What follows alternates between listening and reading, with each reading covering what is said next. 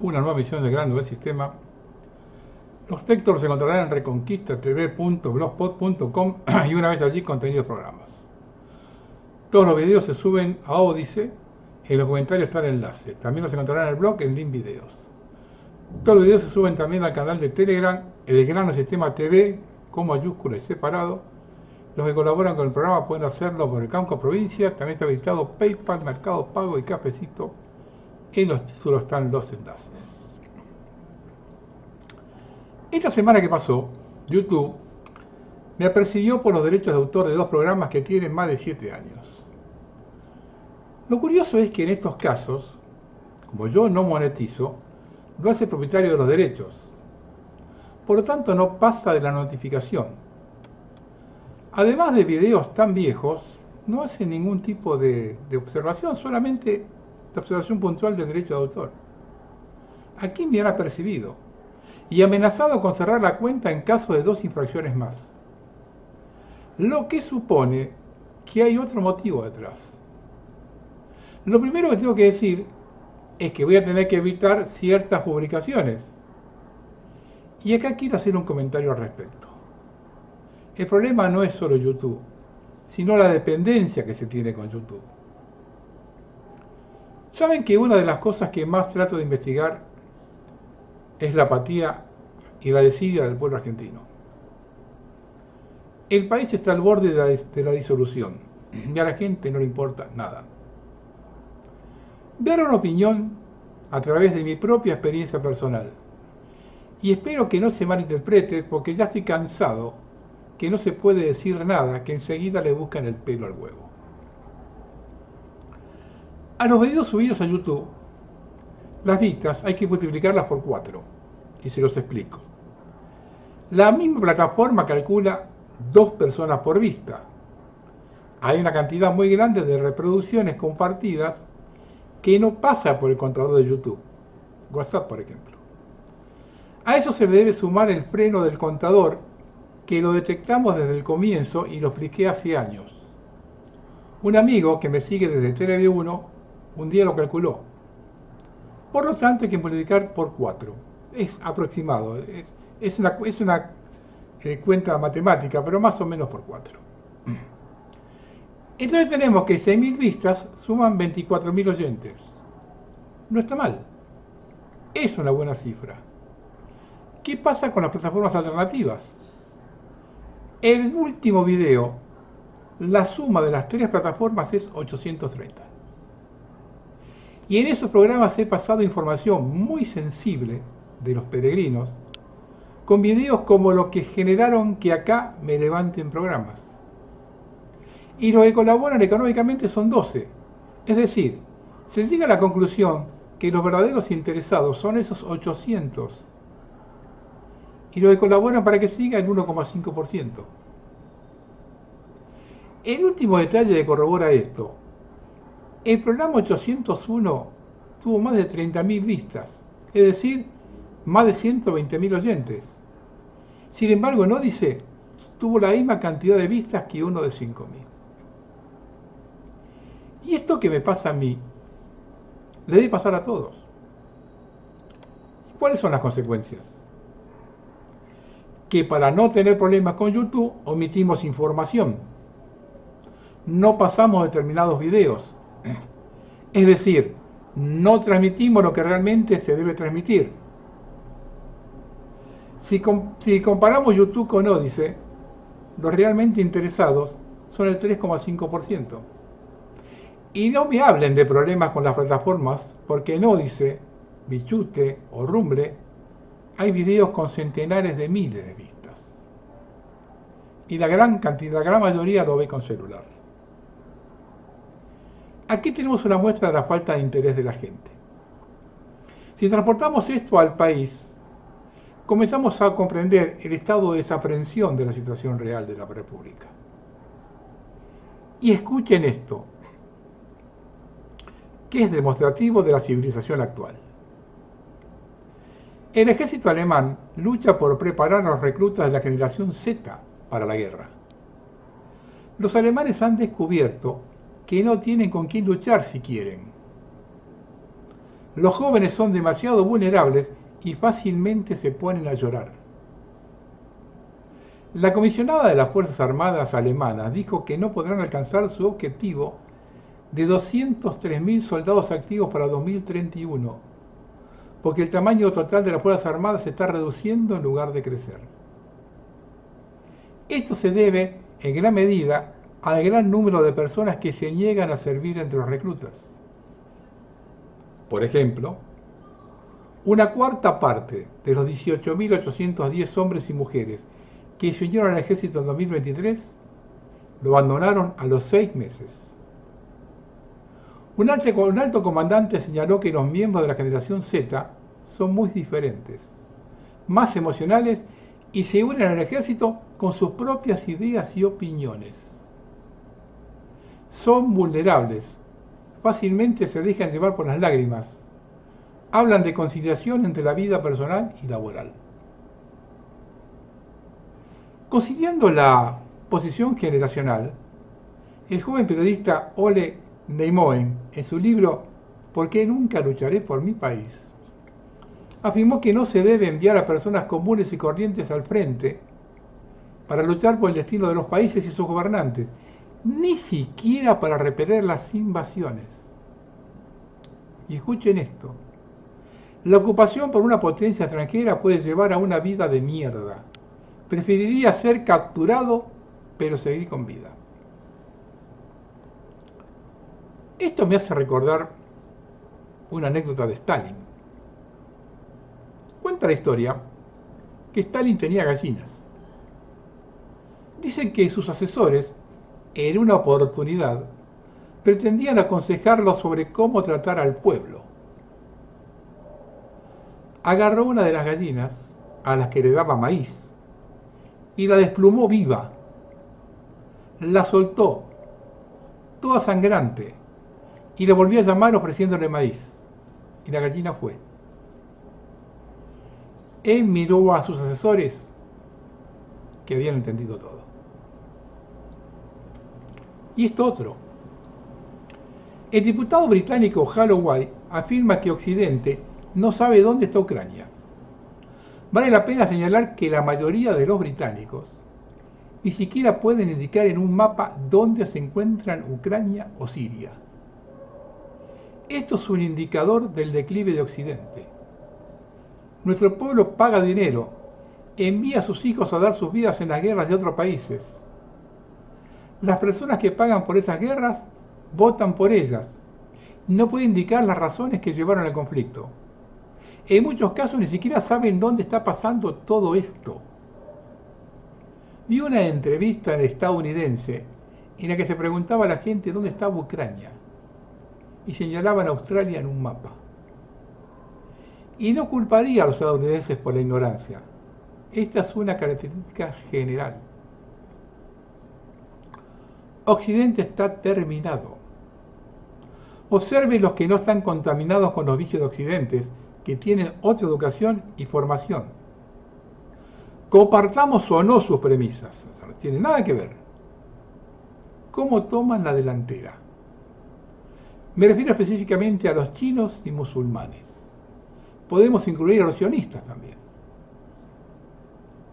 Yo ya perdí la esperanza de convencer a los jóvenes que viven dentro de esa cápsula que es el celular. Piensan que esto es eterno. Trato de decirles que no van a tener trabajo, que nadie lo va a mantener. No van a vivir al mismo tiempo que sus abuelos, en cantidad de años. Ni siquiera van a tener una mísera jubilación. Serán los nuevos esclavos. Le explico de las agendas 2030 y 2045 y no hay caso. En el mejor de los escenarios se ve resignación.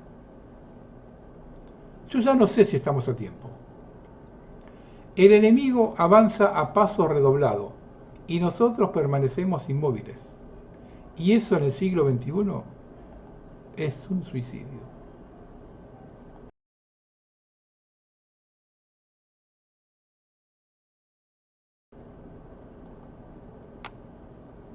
Vamos a volver a Bahía Blanca, por un momentito. Un oyente de Bahía Blanca me envió esto. Las donaciones, me dice la gente, que llegan al municipio, pero no a los barrios. Barrios Pur, Ferro, Villa Talleres, White, Viajantes del Sur, Serri. Estos son los barrios en que no están comiendo ni tampoco tienen agua. Esto me lo mandó hace 6-7 días, 5 o 6 días. No hay dónde comprar, todo está cerrado. Los negocios de barrio ya no tienen mercadería. Todas las noches pasan los helicópteros cargando muertos. En Serri hay 150 muertos, en White 118, en el barrio Viajantes del Sur 55, en Garden Green 160. Gente entera en sus casas muertas. Los escuchamos pasar entre 2 y 3 veces a la noche. Dicen 16 muertos y es una mentira. Nuestras vidas no les importan. Tiene que aclararle a la gente fallecida y por qué se la llevan en el helicóptero y dónde las tiran.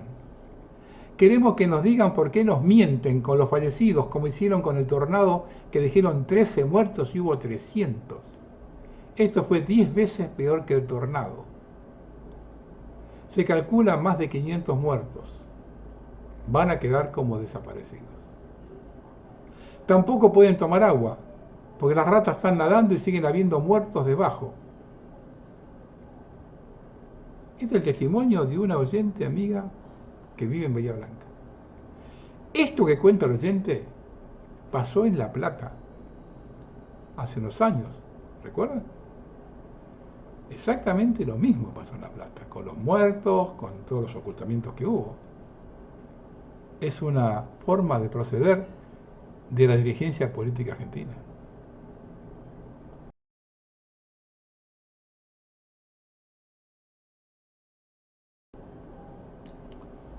Cuando comenzaron con el tema del protocolo, la excusa era que no había que cortar el tránsito y permitir la libre circulación. En función de eso se reprimió, tirando gases en la cara a una niña de 10 años, golpearon a los jubilados y se quiso asesinar a un fotógrafo. En la manifestación de la semana pasada, las propias fuerzas de seguridad impidieron la circulación durante 7 horas. En la de esta semana, directamente se valló todo el perímetro y nadie pudo circular. Lo que viene a blanquear la verdadera intención del gobierno, que es una maniobra de disciplinamiento social para que se puedan entregar las riquezas de nuestro país a las multinacionales, convertir a la Argentina en un verdadero país del tercer mundo, con 50% de pobreza y eliminación de la clase media. Por eso Patricia Bullrich firmó otro acuerdo entreguista con el Departamento de Seguridad Interior de Estados Unidos. El régimen de Milei nombró un enlace permanente que le garantiza a Estados Unidos control total de las fuerzas federales argentinas y acceso en tiempo real a operativos y bases de datos locales. Paralelamente a esto, el Mossad mudó su base regional de Chile a Argentina. Y vayan tomando nota. Mientras Panamá enfrenta una huelga general por reformas laborales y de seguridad social, la embajada norteamericana anunció la llegada de un contingente de aviones y helicópteros para realizar ejercicios conjuntos en tema de seguridad. La semana pasada mostré el uniforme de la policía represora y comenté que hacen lo mismo que los peregrinos. Ya lo tenemos comprobados. El Departamento Central de Policía se canta el himno peregrino con la banda oficial. Estamos en un serio problema y no nos dan bola. Si paso el video me levantan el programa. La manifestación del miércoles 12 significó el comienzo del fin del gobierno. Ver a la ministra dar explicaciones daba vergüenza ajena. Las fotos de los barra bravas fueron sacadas de un catálogo de la revista El Gráfico. En 2 de ellas se logró quitando un gol. Otra que tenía tatuado el escudo de Racing era de 2021. Mira, Patricia, estás desquiciada y siempre fuiste una mina jodida. Pero no puedes ignorar que los barras bravas en Argentina no son solo violentos. Tienen negocios y relaciones con la política. ¿O acaso no sabes cuando vino a nuestro país el funcionario que terminó con la violencia en el fútbol en Inglaterra? Al irse dijo lo siguiente: esto es diferente. Aquí los barras están en connivencia con el poder político. Así va a ser muy difícil terminar con la violencia en el fútbol. Averiguate si alguno de los giles que no dejaron ingresar a los estadios el fin de semana eran barras bravas. Va de un papelón tras otro. Los servicios de inteligencia, el viernes 14, ante los jefes de todas las fuerzas de seguridad y gente del ministerio, dijeron que no había ningún barra brava. Equivocan el nombre de la jueza cuando le hacen la denuncia. En lugar de Karina Andrade escribieron Karina Delgado. Y en el expediente quedó constancia del error. Son impresentables. Miles de millones de pesos gastados en elementos de seguridad y ahora sin licitación. Esto sí, a la justicia la tienen dominada. No hay nadie investigando la represión. Se pasan la pelota a la justicia federal y la porteña, y ninguno tiene huevos para agarrar la causa. Con el tiempo que pasó, le dieron el que necesitaban para borrar y adulterar las pruebas. Prueba de ello es que un fiscal salió de su modorra y mandó a allanar la caja de seguridad que Novelli tenía en el Banco Galicia un mes más tarde. ¿Y qué encontró? Nada, estaba vacía. Esto no es negligencia, es complicidad. Y una vez que pasaron los hechos, se muestra la mierda que son. Ninguno del ministerio de la gendarmería se acercó al hospital para interiorizarse del estado de salud del fotógrafo, o se comunicaron con sus padres. La jubilada que fue golpeada por la policía no podía obtener un turno de una tomografía computada para ver las consecuencias del golpe en la cabeza. El miércoles 19 violaron todas las normas y se pasaron por el culo la Constitución. Hicieron cosas que no vi durante el régimen militar. Escuchar por los parlantes las estaciones de ferrocarril, las advertencias, me remitió a la Unión Soviética de Stalin. Pedir documentos en los colectivos y preguntar a la gente dónde viaja, detener vehículos en los accesos y pedir documentos a quienes viajaban, lo vi solo durante el régimen militar de 1976. Y en ese momento tenía la excusa de una guerrilla operando. Y así todo, con la plaza sitiada, enviaron infiltrados a hacer quilombo. Y encima se nos cagan de risa en la cara. José Luis Esper lanzó la criptomoneda moneda Libra 2. Se desplomó su valor y la gente perdió $130.000. Siguen estafando porque tienen impunidad absoluta. Están jugando muy al límite. La única esperanza la veremos si viene de afuera. Esto que pasa en Francia con Urtubey es lo que decíamos que haga Estados Unidos con Milei. Yo no lo creo, pero de algo hay que agarrarse.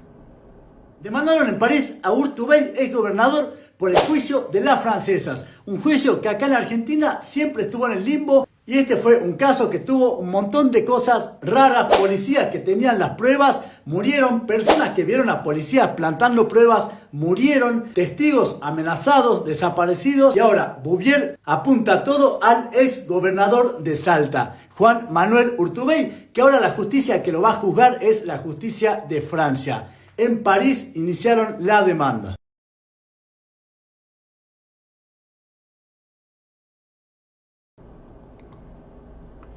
El mejor gobierno de la historia. Lo que usó Caputo para contener el dólar, 1.200 millones, de viernes a viernes, es más de lo que hace falta para reconstruir Bahía Blanca. Congelaron el pago de los juicios ganados por los jubilados. No van a ver un mango. Pregunto, ¿Es una medida más para cagarlos o ya no tienen más plata? Si esto último es lo que pasa, significa que estamos a un paso de un nuevo corralito.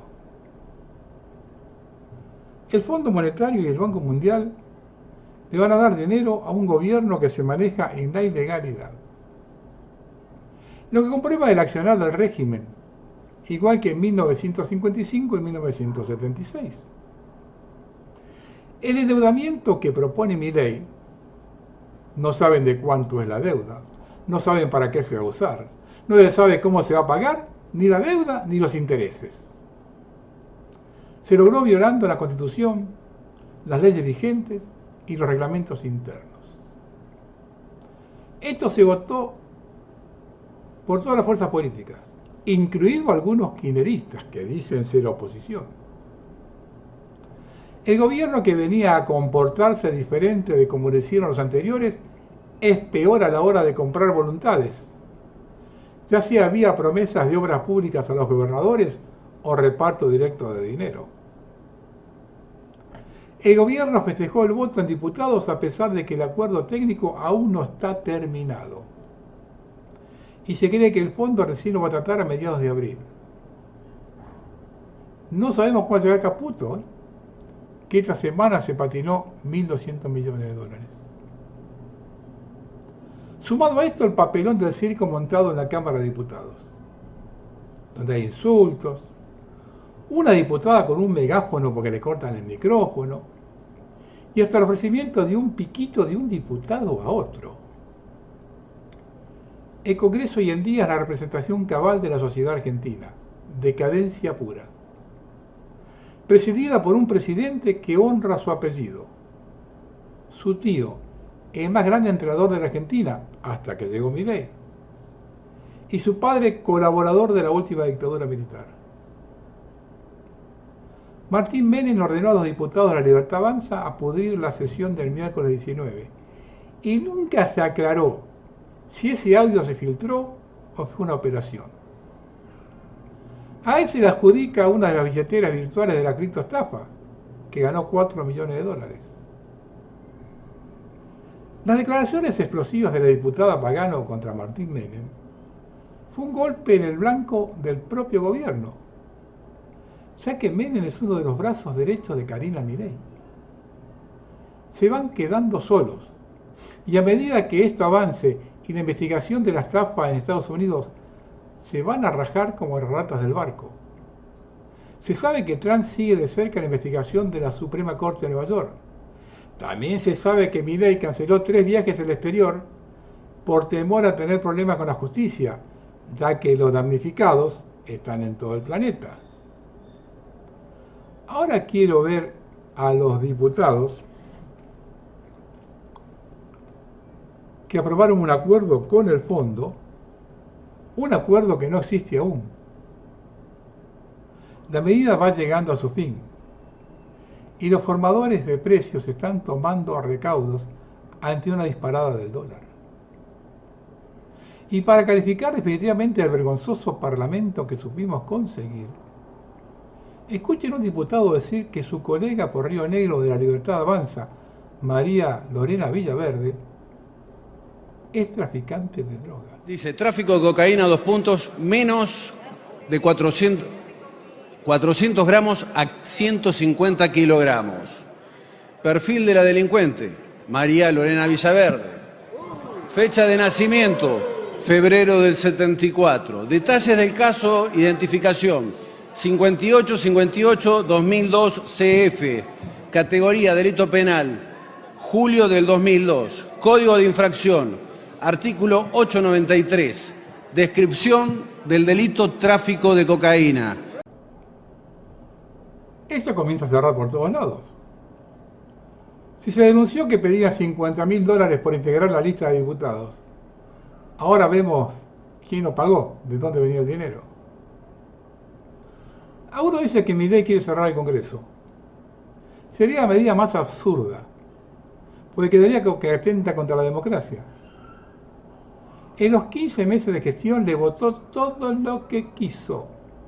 Por lo tanto, mantiene la fachada democrática en una dictadura. Con la justicia pasa lo mismo. El tardío allanamiento a la caja de seguridad del involucrado en la criptoestafa muestra que no hay ninguna intención de investigar nada. El poder no se toca, no importa cuánto se roben. Manzano en la época de Menem confesó que robó para la corona y hoy es un respetado empresario. Nadie ni siquiera lo indagó. Milei es el fetiche de Trump en América Latina. Por lo tanto, tiene patente de corso para hacer lo que quiera.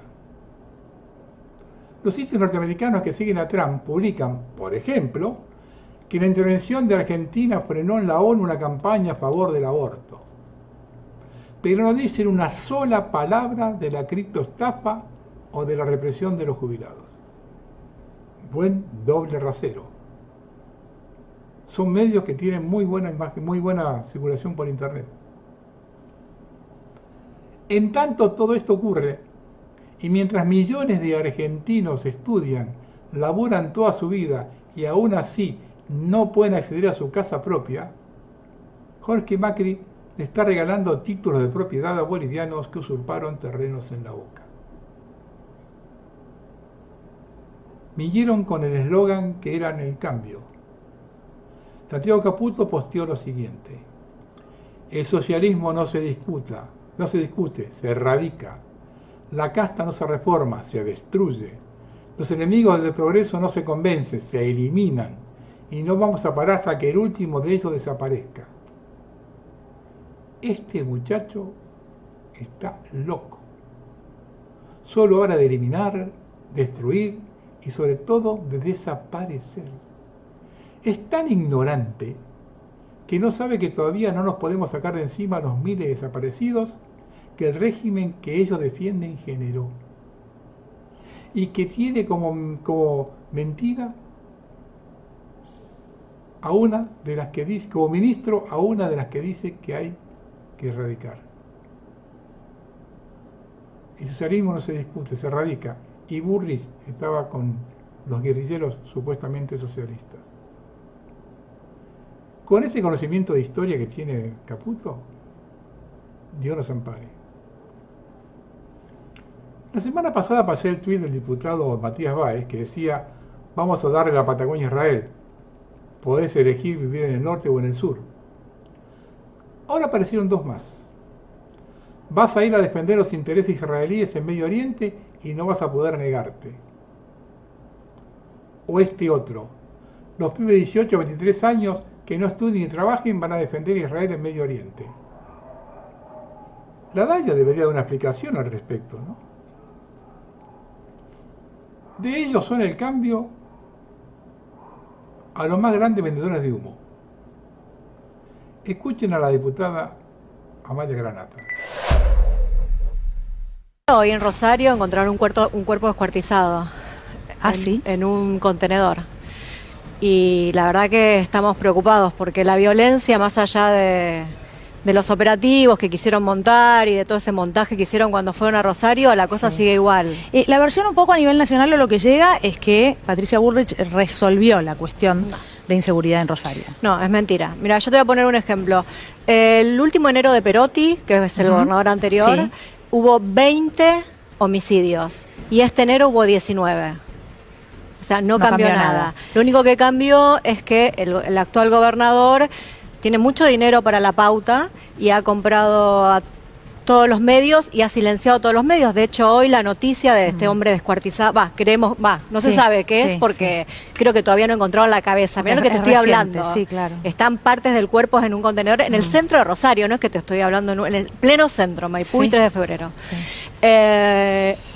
Todos los medios lo habían levantado y a la hora borraron la noticia. Entonces la gente no se entera y la gente cree, o sea, la gente que no vive en Rosario, porque si vos estás en Rosario, seguís con la misma estado de alerta que hace un tiempo, porque la cosa sigue igual.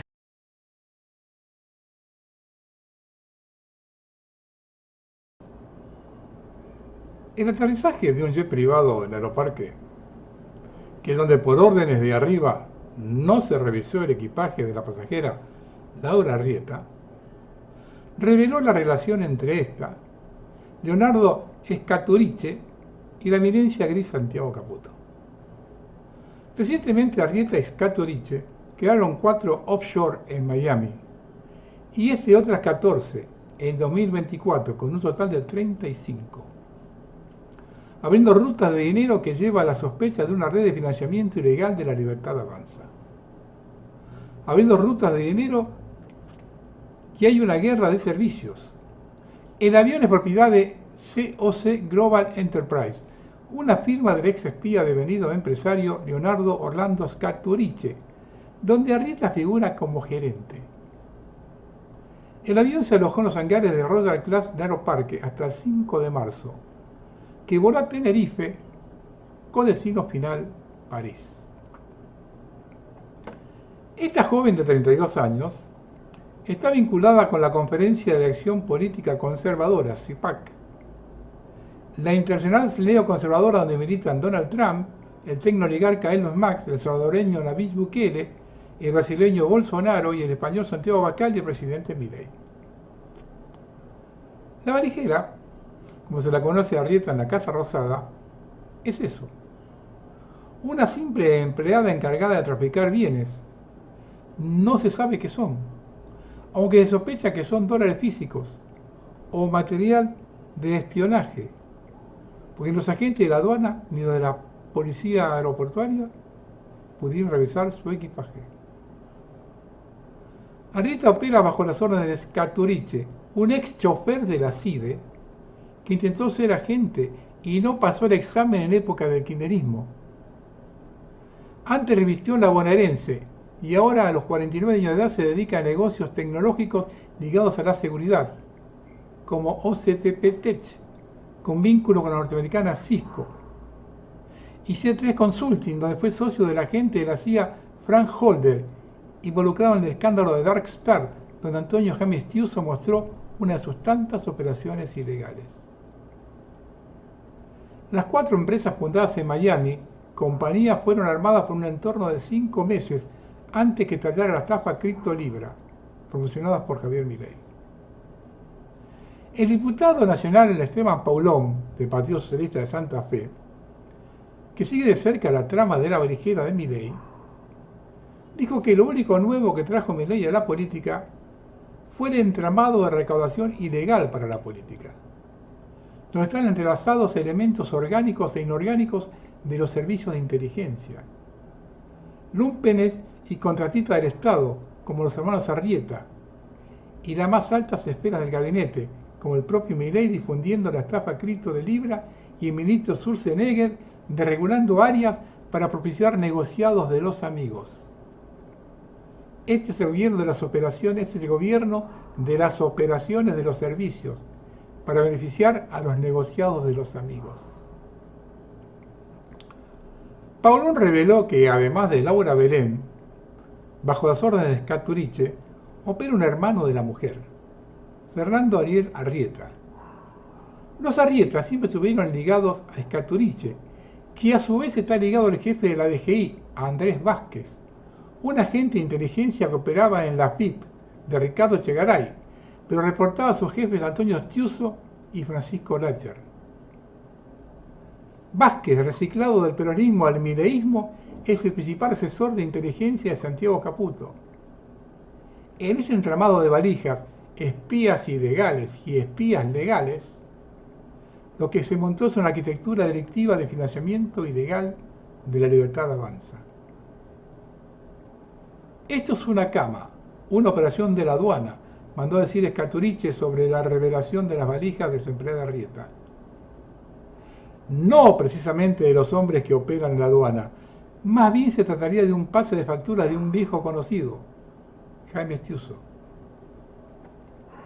Santiago Caputo, el arquitecto del poder del gobierno de Javier Milei, sobrino del superministro Luis Toto Caputo, es el jefe político y operativo de Scaturice, el ex agente de inteligencia que presentó a Caputo con Andrés Gerardo Vázquez. La tarde del 21 de octubre del año pasado, el vocero Adorni informó la creación de ARCA, en reemplazo de la FIP. Lo que no contó Adorni fue que la creación de la ARCA tomaría el empuje de la antigua DGI, un organismo a la vista como ente recaudador, pero que en su funcionamiento operativo funge de pantalla de la CIDE, para esconder a sus agentes y llevar adelante operaciones de inteligencia, lo que en criollo se denominan aprietes.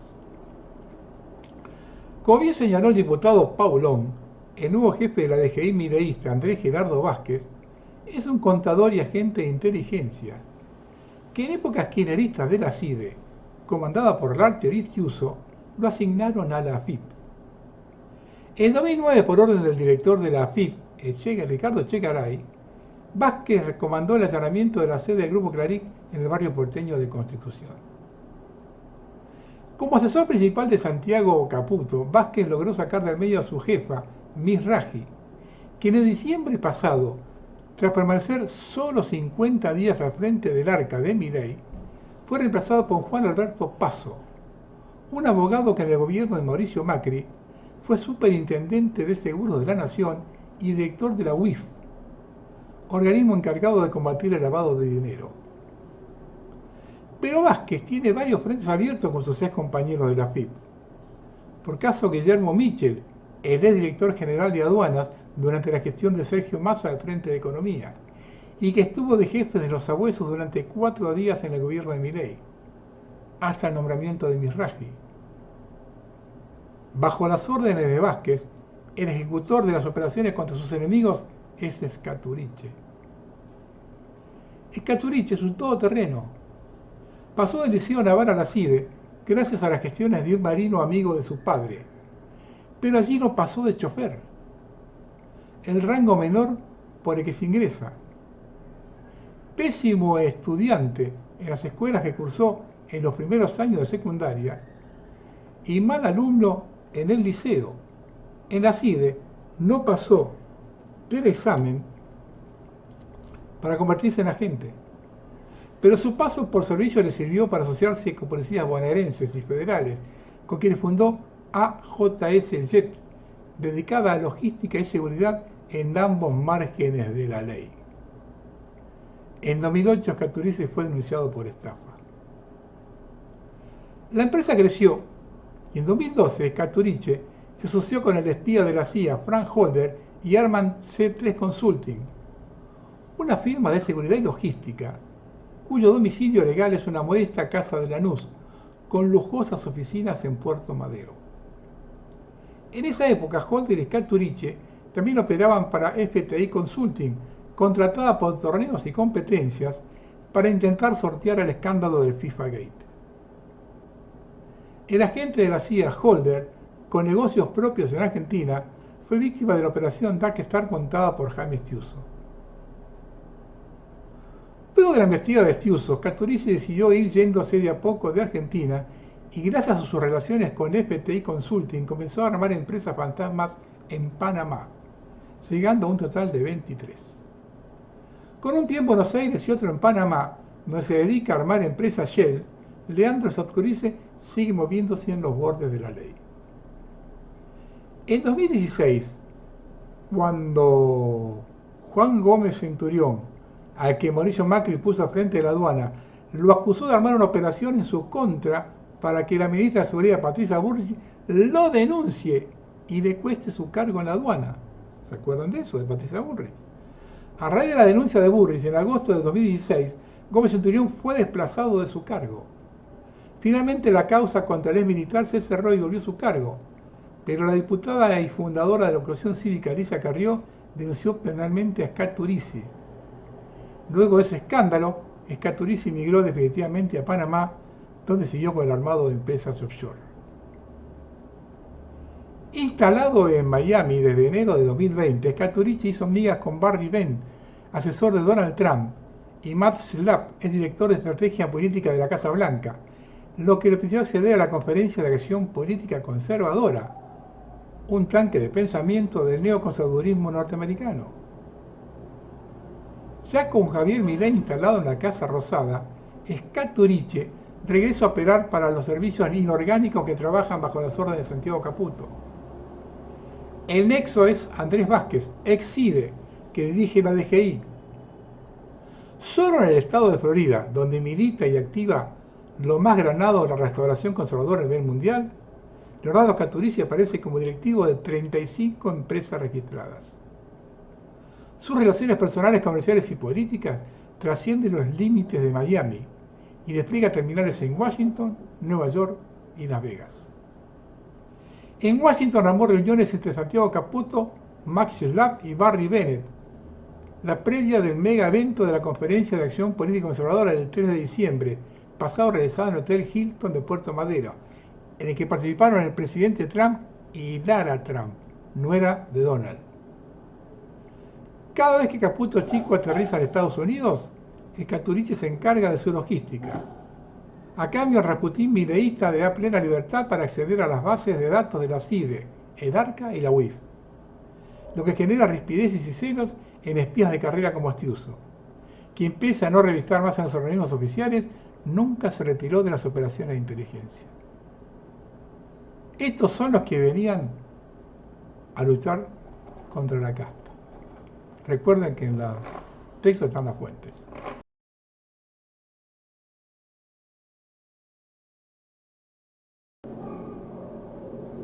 Algunas charlas de Quincho. Todos metidos en la criptoestafa Libra.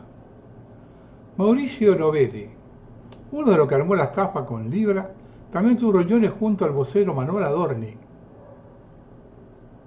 y CEOs criptos que venían a encontrarse con el presidente de la nación. Todo quedó registrado en la Casa Rosada. Como contó el artista yankee Kanye West, para formar parte de la estafa cripto, teníamos un precontrato en el que el requisito principal que te pedían era que mantuvieras la publicación fomentando la cripto y después decir que fue hackeada, como hizo Expert. Expert salió a decir que le hackearon la cuenta, no le crean, tiene un contrato con estos estafadores. Por eso espera el 30 de enero de 2025 ingresa a la Casa Rosada junto a Hayden Davis, Mauricio Novelli y Torres Godoy, todos los estafadores de la cripto Libra. Acaban de denunciar a Javier Milei en una demanda en Estados Unidos, colectiva por la estafa Libra. Lo menciona como partícipe necesario de la estafa. Ante este caso de corrupción, las acciones operan bajo fuerte alabanza, el dólar subiendo. Todo esto está a punto de estallar. Yo se los avisé.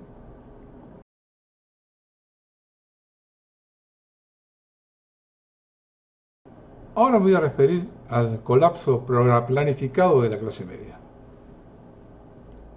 Históricamente, la expansión de la clase media se vio apoyada por el equilibrio de poder entre los propietarios de capital y los trabajadores.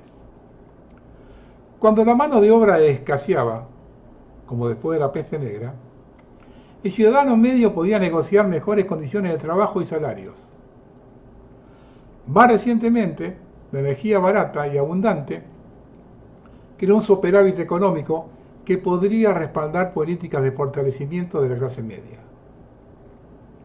Sin embargo, a medida que la energía y los recursos en general, incluidos los alimentos, se torne más escaso, la clase media se convertirá en un fenómeno pasajero. Una clase media fuerte reduce las disparidades entre ricos y pobres, lo que ayuda a prevenir el resentimiento, la delincuencia y el malestar político. En sociedades con desigualdad extrema, las divisiones entre las clases económicas se profundizan, lo que alimenta la inestabilidad y la privación de derechos. Una clase media amplia promueve la inclusión y la prosperidad compartida, alentando un sentido de unidad e identidad nacional. La clase media también ayuda a mantener las instituciones democráticas. Cuando el poder económico está muy concentrado en una pequeña élite, la influencia política se suma a la misma, lo que lleva a políticas que favorecen la preservación de la riqueza en lugar de una amplia gama de oportunidades económicas. Una clase media fuerte equilibra el panorama político. ya que las políticas se crean teniendo en cuenta a la población en general, en lugar de servir únicamente a los intereses de los ricos. Si no la clase media próspera, la sociedad se polariza cada vez más. Una clase baja en dificultades y una élite aislada.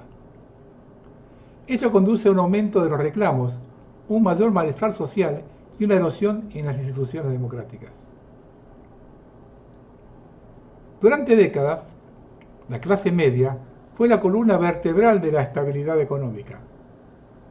Representaba la movilidad ascendente, la seguridad financiera y la prosperidad compartida.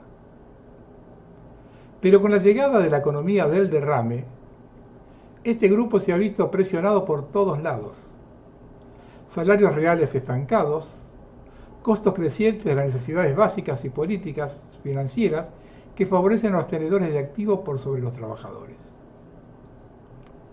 Las respuestas gubernamentales a las calamidades económicas han acelerado esta tendencia, comenzando con el rescate de Long Term Capital Management en 1998. Todos los riesgos sistémicos importantes de los últimos 30 años han sido disimulados por los rescates y la flexibilización cuantitativa, que benefician desproporcionadamente a quienes ya poseen activos. La flexibilización cuantitativa introducida durante la crisis financiera de 2008 tenía por objeto estimular la economía inyectando liquidez en los mercados financieros.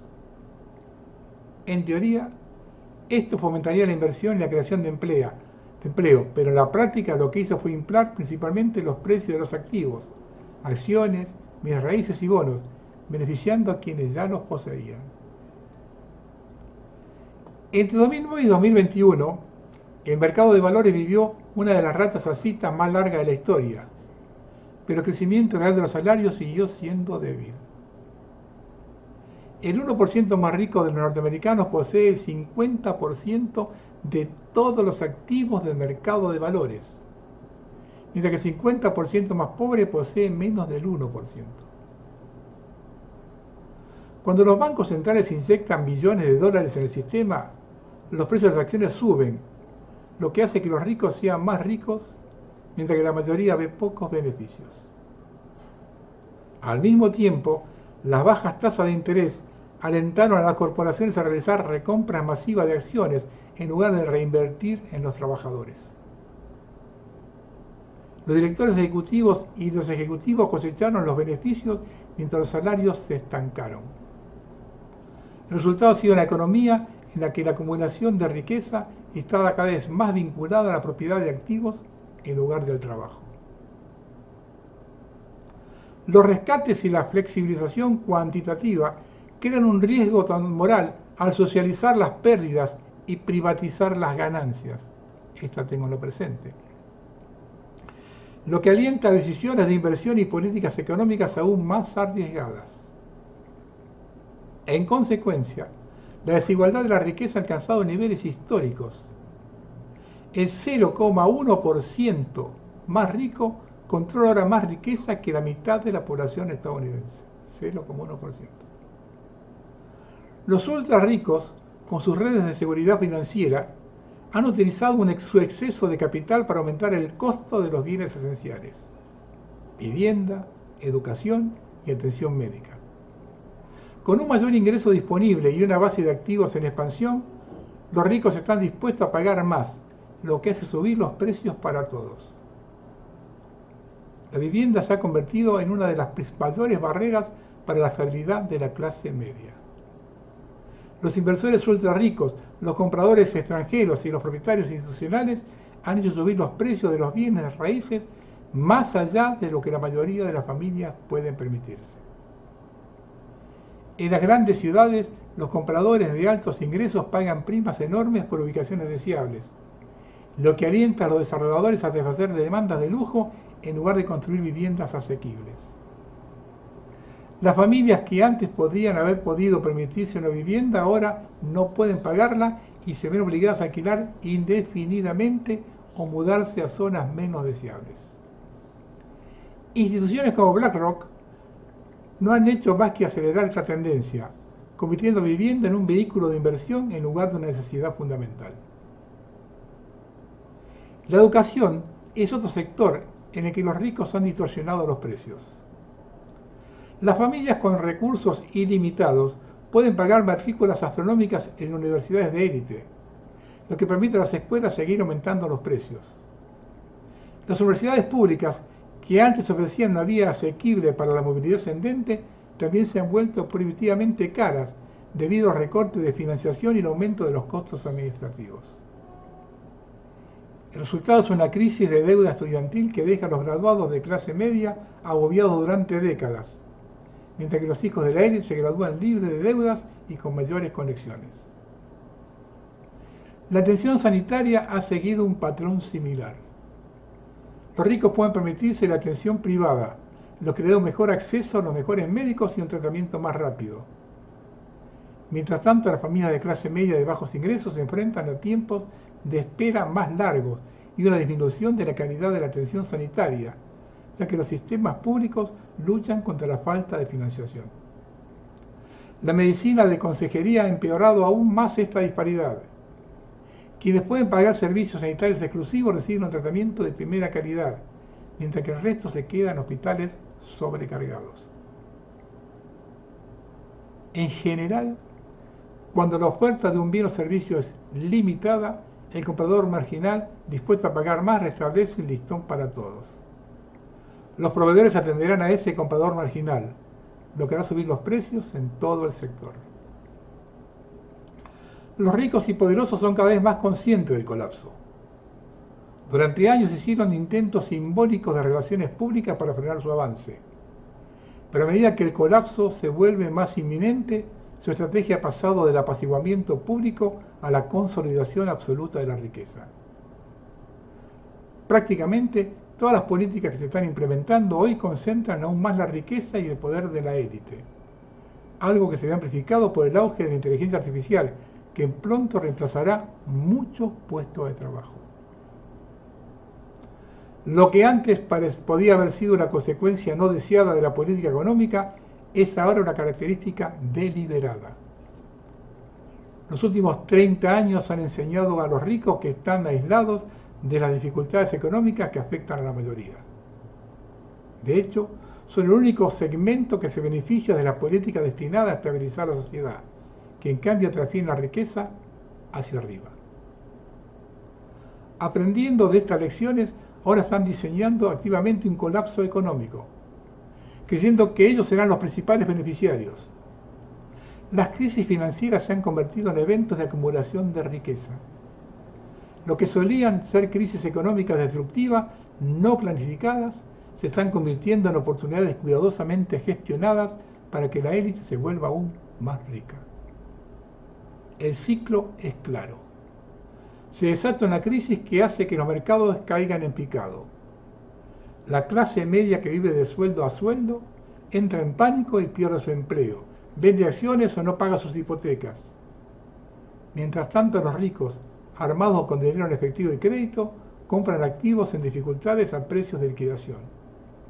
Luego, cuando los gobiernos intervienen con rescates y flexibilización cuantitativa, los precios de los activos se recuperan, enriqueciendo exponencialmente a quienes compraron en el peor momento. A largo plazo, esta estrategia está condenada al fracaso. Por mucho que lo crean, los ricos no pueden esconder dinero, pero por ahora la élite está allanando el camino para una sociedad neofeudal, donde un puñado de personas controlan los recursos restantes y dejan a todos los demás atrás. Es interesante el razonamiento.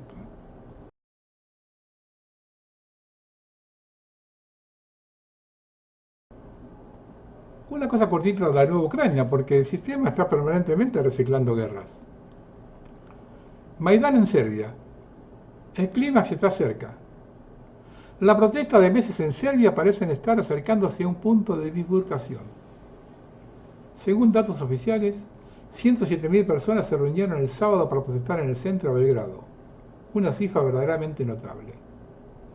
En la capital el transporte público está suspendido, los manifestantes bloquean las carreteras. A juzgar por lo que informan los medios serbios, la situación todavía está bajo control. También por las autoridades han aplicado efectivamente medidas ante Maidán. Por ejemplo, los estudiantes privados de la posibilidad de estudiar debido a las protestas se expresan en masa en apoyo a las autoridades. Como resultado, los manifestantes acusan a los estudiantes de fomentar el letargo. Las protestas fueron provocadas por el derrumbe de una estructura en una estación de tren de Novi Sad en noviembre de 2024, en que perdieron la vida a 15 personas. El alcalde del lugar y el primer ministro dimitieron, pero esto por supuesto no satisfizo a los manifestantes. Ahora exigen la dimisión del presidente Buzek y su detención por asesinato premeditado, lo que suena absurdo. En cuanto al apoyo material a las protestas, todo está en orden. Los manifestantes llevaron a Belgrano varias docenas de tractores, los mismos que demostraron ser un medio perfecto para superar el cordón de la Fuerza de Seguridad en Kiev en 2014. Hay que hacer las cosas parecidas. Se espera que varios clubes de motociclistas locales, así como un número importante de extranjeros, proporcionen apoyo directo a través de las Fuerzas Armadas. Incluso las fotos del mitin de Belgrado nos recuerdan a Kiev hace 11 años como 2 gotas de agua. Según Buzek, para derrocar al gobierno de Serbia se destinaron $1.000 millones del extranjero. Esto fue posible gracias a que la clase creativa local y los LOM se unieron a las protestas. Apoyando las protestas, por ejemplo, estuvo la esposa de una de las principales celebridades serbias de fama mundial, el tenista Djokovic.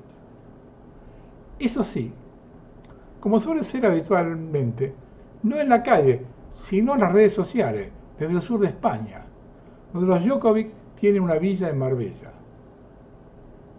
La propia estrella lanzó la canción Pada Pirla, que se traduce como elocuentemente el poder caerá.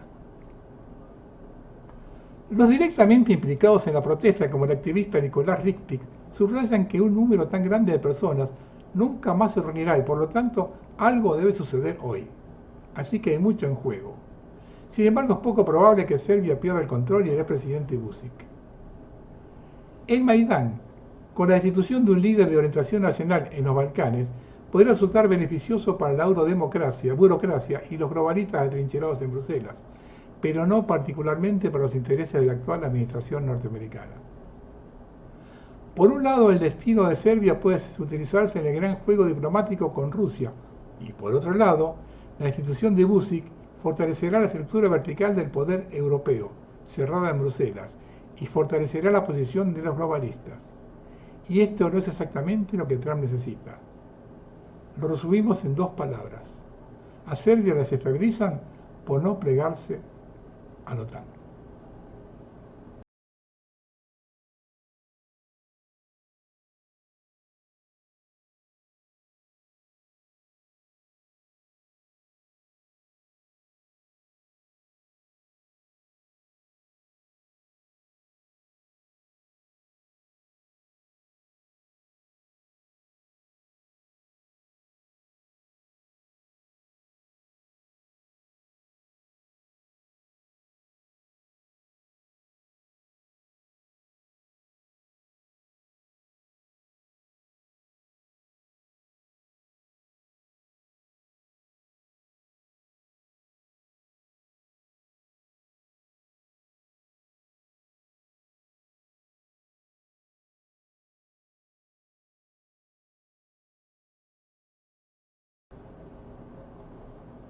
Hasta 1930, la mayoría de los hospitales tenían un solarium. ¿Qué fue lo que pasó? Curioso, que sobre los años 30 salieron los primeros protectores solares. Los primeros protectores solares sintéticos se utilizaron por primera vez en 1928. El primer producto comercial importante salió al mercado en 1936, introducido por el fundador de L'Oréal, el químico francés Eugène Schueller. La revista médica de The Lancet mostró que los trabajadores en interiores tenían el doble de probabilidad de sufrir cáncer de piel que los que pasaban más tiempo al sol. Paradójicamente, los trabajadores al aire libre tienen un menor riesgo de melanoma en comparación con los trabajadores en interiores, lo que sugiere que la exposición crónica a la luz solar puede tener un efecto protector. De finales del siglo XIX, la terapia con luz se convirtió en una parte fundamental de ciertos regímenes de tratamiento, ya que la exposición prolongada a la luz solar puede matar las bacterias que causan la enfermedad. Observen que los hospitales dijo que en la ciudad de Buenos Aires todo tiene una zona parquizada, donde los enfermos salían a caminar mientras estaban adentro. Ahora son todos hechos con vidrios cerrados.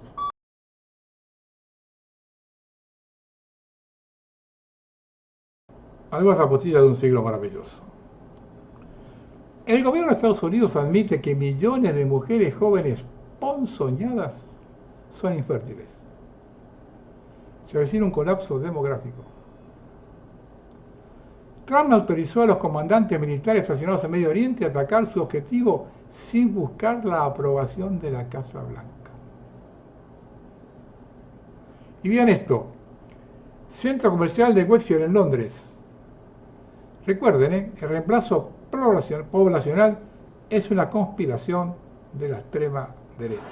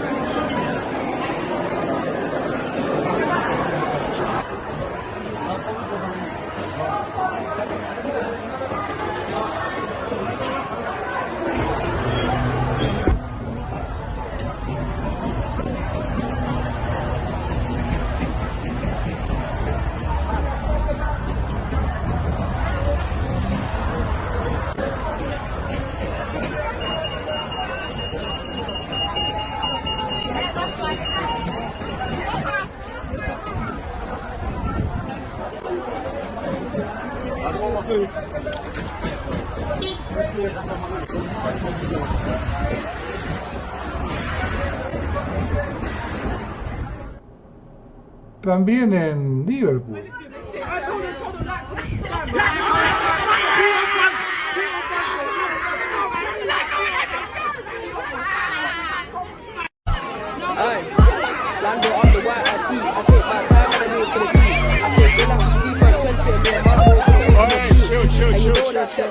I might just back out my THG. And you know that stepping T. I might just back out my THG. Now she just wanna take her time. I was born and raised in the COV this year, tryna make it mine. With this little light, me I'm go shine. But B wants me to break her spoon. Babe, I don't really know about gorgeous. We can go back east to wine and dine. Ahora vean esta representación de la Torre Eiffel.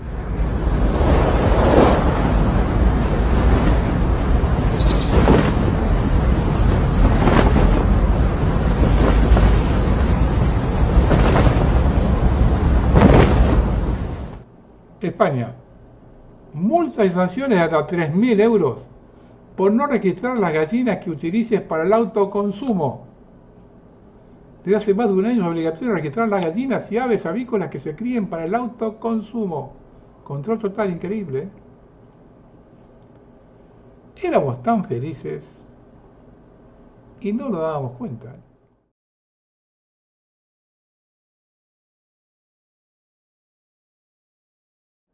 Esta información la pasé cuando se dio el tsunami de Fukushima, pero es bueno refrescarla. Luego lo que pasó en Bahía Blanca. ¿Japón amenazado por un terremoto si no entregaba su sistema financiero? El ex ministro de Finanzas japonés, Heizo Takenaka, supuestamente admitió haber cedido el control del sistema financiero japonés a oligarcas occidentales por una razón escalofriante. Japón fue amenazado con un terremoto artificial.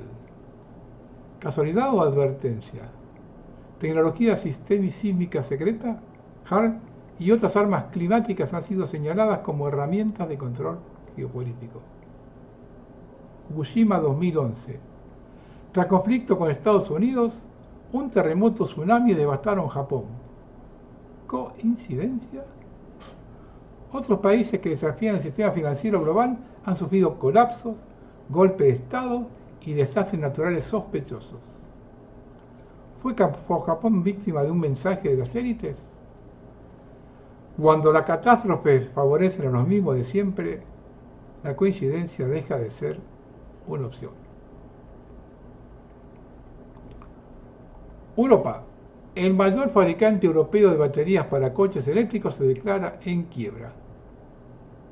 Queríamos impulsar un cambio real, pero no pudimos. Prepárate porque esto cambia el juego.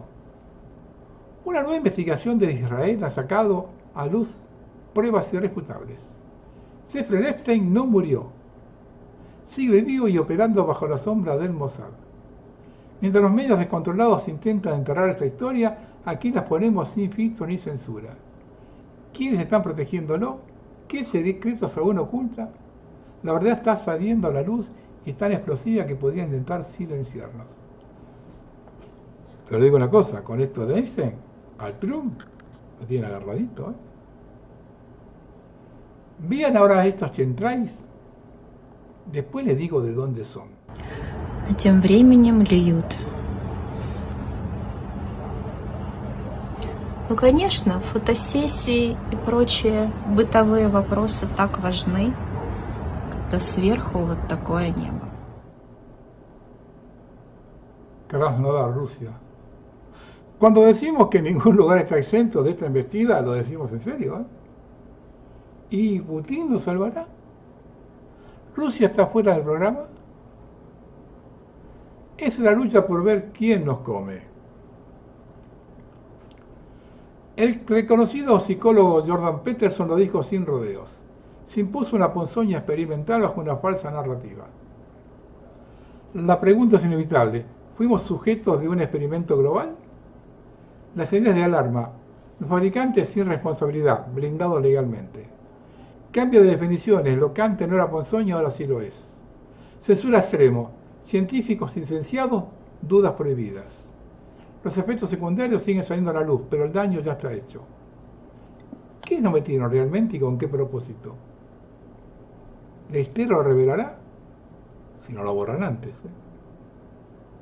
Y lo último, Israel declara una presencia militar indefinida en Siria.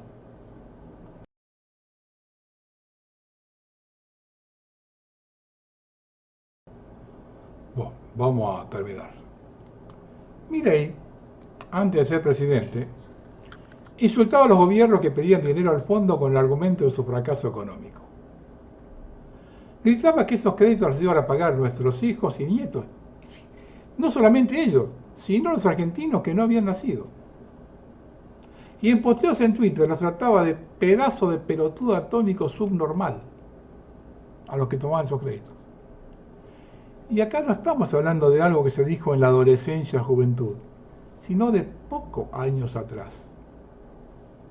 Esto califica por un lado el estado actual de la situación económica y por otro lado, en manos de quién estamos. Los que me siguen hace años saben muy bien la opinión que tengo de Trump. Ahora, no solo no ha cambiado, sino que ha corroborado que tenía razón. La criptoestafa es una bisagra de la imagen del pelotudo atómico subnormal, puesto que tiene víctimas en todo el mundo. Una de las dudas es cómo se iba a comportar Trump por aquello de que te acompaña al cementerio, pero solo hasta la puerta. En contrapartida, están los negociados de los amigotes con las riquezas minerales de nuestro país. Es decir, que el pato Donald se iba a encontrar en una disyuntiva, a resolver solo por gente inteligente. Quedó demostrado que no lo es. El gobierno de Donald Trump sancionó a Cristina Kirchner y a sus hijos por corrupción. No podrá entrar a Estados Unidos. Es decir, un comunicado a pedido de Milei. ¿Y por qué digo que no es inteligente? Porque la respuesta que Cristina lo dejó en evidencia. ¿Será por una criptoestafa? Porque la verdad, yo no hice ninguna criptoestafa en Estados Unidos ni en ningún otro lado. Y mi hija menos. Y acá le apunta directamente a Trump. ¿Mi hijo habrá abusado sexualmente de alguna periodista o escritora en la tienda más cara de Nueva York? ¿O habrá sobornado a alguna prostituta norteamericana para que no diera a conocer que le había contratado sus servicios porque lo perjudicarían su campaña? Directamente a Trump.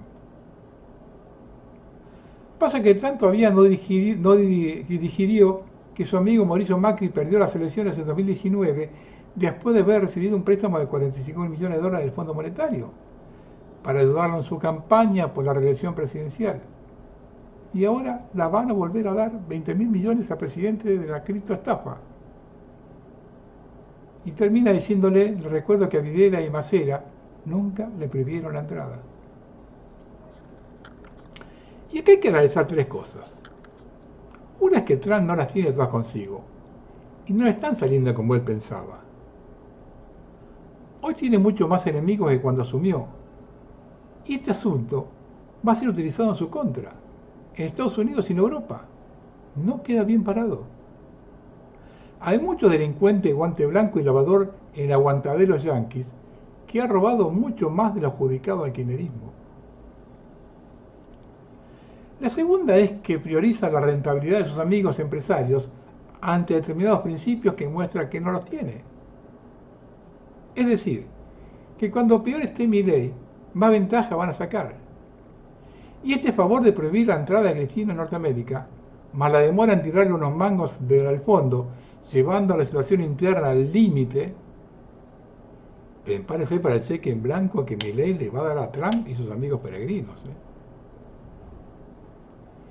Y la otra es la comprobación de cómo trata a Estados Unidos sus vasallos cuando ya no los necesita. Porque Cristina nunca se tiró contra ellos, ni derogó la ley de minería de Menem que tanto beneficio les dio. Es más, recuerdo 2014, hice un programa especial acerca de Monsanto en Argentina, que la tenía Cristina como protagonista. Así que Milei, andá remojando las barbas, que tienes mucho menos espalda que ella. Y a esta altura de los acontecimientos, la pregunta es, ¿quién es? Porque no es que vienen contra mí, vienen por ustedes. No vienen por mí, vienen por ustedes. Porque no es que vienen contra mí, vienen por ustedes. No vienen por mí, vienen por ustedes. Porque no es que vienen contra mí, vienen por ustedes. No vienen por mí, vienen por ustedes. Vean este video y analicen qué nos impuso el régimen.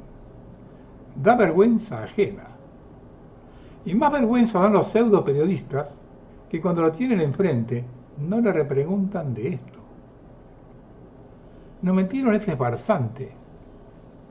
Más que para liquidar la Argentina, para tomarnos el pelo y darnos el mensaje que hacen lo que quieren con nosotros. Que hay gente que cree que el origen de todos los males de Argentina es el peronismo. Y eso es falso. Eso es falso. Cuando vos veas a un economista que te muestra, que te dice que la decadencia arrancó en la década del 50, ¿sí? O fines de los 40, bueno, y te muestra el ranking de cómo Argentina va perdiendo lugares en el ranking mundial, eso está mal, eso es de gorila. Y te voy a explicar por qué. Porque en realidad, a partir de mediados de la década del 10, o sea, con el gobierno de Irigoyen, Argentina se empieza a estancar y Estados Unidos sigue creciendo. De hecho, la década del 30 es espantosa, porque en realidad Argentina no pierde lugares. Argentina ya en esa época ya estaba en el 8º lugar, sí, ya había empezado a perder lugares, y no pierde más lugares y recupera distancia contra Estados Unidos porque vino la Gran Depresión. Entonces, Yo creo que si Cristina Fernández quiere va a una segunda vuelta con Macri, lo aplasta. No es que le saca 10 puntos. Le gana 60-40, 70-30, lo aplasta. Y te voy a explicar por qué. Porque vos estás viendo algo hoy que es lo que... ¿Estás haciendo kirchnerismo explícito? O... No, no estoy haciendo... ¿O es solo espanto? No, estoy describiendo la economía. Maravillosa, espectacular. Una política espectacular. Esto te va a sorprender. Es decir, Pero en términos históricos, lo es. Cristina Fernández de Kirchner es la mujer más importante de la historia argentina en la política. Escuchame, fue 2 veces presidente. Y ahora es vicepresidente. Y ahora es vicepresidente.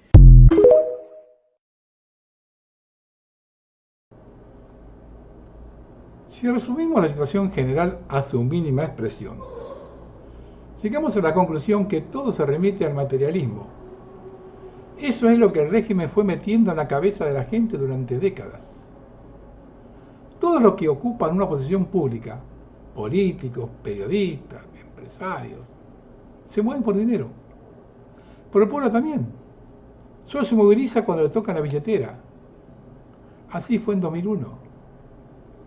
Esa es la razón por la cual con el paso del tiempo todo se mantiene igual. ¿Me dirán que es lógico? Por supuesto que sí, con un pensamiento lentamente materialista. Y acá debemos separar las cosas. En una situación límite como la actual, solo puede sacar adelante un grupo que se maneje con otros principios: altruismo, vocación de servicio, patriotismo, solidaridad, empatía. Al régimen se lo vence solo si no se es materialista. Es allí donde no encuentran interlocutores, cuando el dinero no moviliza a un grupo dirigente. Obliga al régimen a adoptar un mecanismo que no conocen, por lo que van a cometer errores si se los saca de lo que han hecho siempre. Les cambia el eje, los obliga a ponerse muy en evidencia. Por otro lado, un grupo dirigente que se maneja con esos principios impone respeto, transforma la lucha en algo épico. De inmediato traslada eso hacia abajo en la sociedad. Más de uno ya estará pensando, este está delirando. Yo conozco gente que se mueve con principios, que está por encima del dinero y que realmente quiere a su patria, que les duele ver a la población en mala situación y a los niños llorar.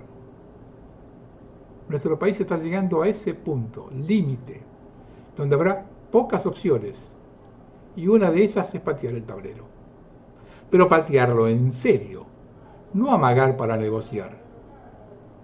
Lo que viene no es una cuestión de consenso, sino de saber elegir la gente apropiada. La masa va donde la lleven. Después de Milei ya no quedan dudas.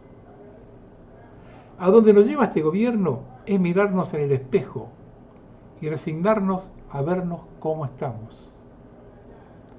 El país se saca adelante involucrando a la población en un sueño inconcluso, que es ver nuestra patria acorde a sus riquezas, nada más que eso. Tenemos que romper con los últimos 100 años de la política en Argentina. Basta de nostalgia. Lo que viene es la última oportunidad. O salimos hacia adelante y hacia arriba y se termina todo. O se termina todo. ¿Se imaginan con estos dirigentes que chocaron un país grande y rico? Lo que pueden hacer con 5 países pequeños que no se autoabastecen. Buenas tardes.